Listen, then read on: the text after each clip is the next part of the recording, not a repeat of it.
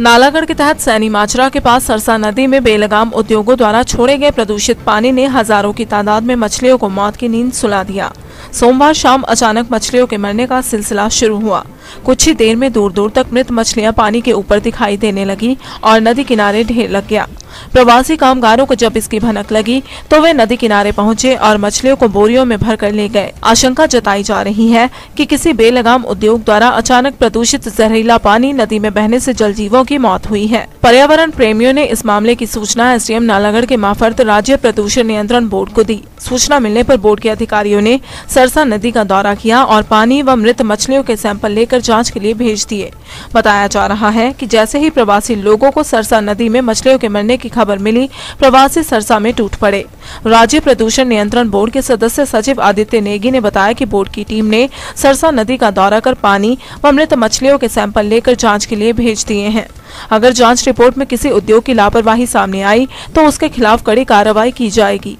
ये मामला ध्यान में आया है, सरसा नदी में मछलियों मरने की जो खबर आई है तो पोल्यूशन कंट्रोल बोर्ड से बात की जा चुकी है और जो भी कानूनी कार्रवाई या किसी ने पोल्यूटेड वाटर डिस्चार्ज किया है या कोई और अन्य रीज़न है उसके बारे में सारी छानबीन की जाएगी और उसके उपरांत उचित कानूनी कार्रवाई जो है अमल में लाई जाएगी। देखिए ऐसा है, ये दोनों चीज़ें लॉकडाउन के टाइम वातावरण जब कमर्शियल एक्टिविटी और दूसरी एक्टिविटीज़ नहीं चली हुई थी तो वातावरण शुद्ध और सुंदर था।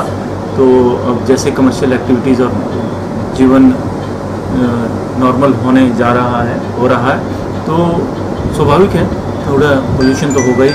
तो सारी चीज़ों को मद्देनज़र रखते हुए अभी जो फैक्ट्री चली हुई हैं या कुछ और अन्य रीज़न है उन पे जो है सभी को ध्यान में रखा जाएगा और जिस तरह से रिपोर्ट आती है उस पर कानूनी कार्रवाई। देखिए पोल्यूशन विभाग का कार्य क्षेत्र में आती है ये सारी चीज़ें, तो जिस तरह से जो भी ऑफेंस बनता है या फिर रिपोर्ट आती है उसके हिसाब से एज पर लॉ जो है तो कानूनी कार्रवाई की जाएगी। देखिए मेडिकल सैम्पलिंग ली जाएगी उसकी या फिर डॉक्टर्स, मेरे ध्यान में भी आई थी ये चीज़, डॉक्टर्स को भेजा गया था, रेवेन्यू स्टाफ भी गया था वहाँ पे।